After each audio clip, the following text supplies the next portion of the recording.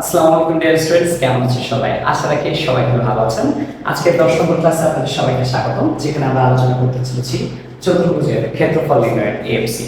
So চলেন এই ম্যাথগুলা দেখে নেওয়া যাক। সো আমরা জানি ক্ষেত্রফলের ইংলিশ হচ্ছে এরিয়া, আর চতুর্ভুজের ক্ষেত্রফল বলতে আমরা গত ক্লাসে এটা শিখেছি area equal to a star b। এবং আমাকে বলছে এএফসি মানে অ্যালগরিদম ফ্লোচার্ট আর সি প্রোগ্রামিং বের করতে। সো আমরা প্রথমে ফ্লোচার্ট করে ফেলব। ফ্লোচার্ট তো ফ্লোচার্টটা কেমন হবে? প্রথমে হবে start,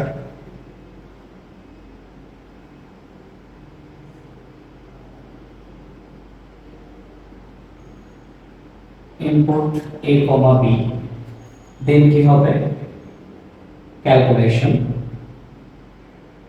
area equal to a star b, দেন কি হবে?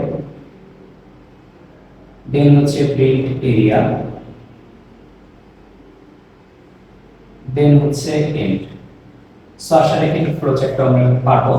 এরপর আসলে এর অ্যালগরিদম কেমন হবে?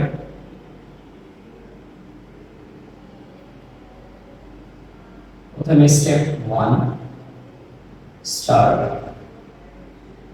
Step 2 input ab, step 3 area equal to a star b, step 4 print area, step 5 end। So এই হচ্ছে ফ্লোচার্ট এবং অ্যালগরিদম হয়ে গেল। এবার আমরা আলোচনা করব এটা C program.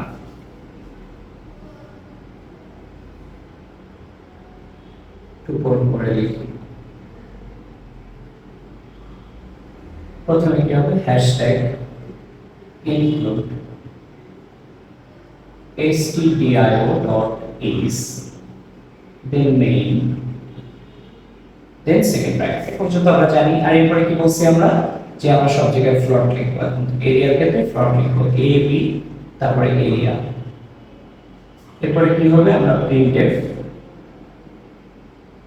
double inverted comma, then enter the value of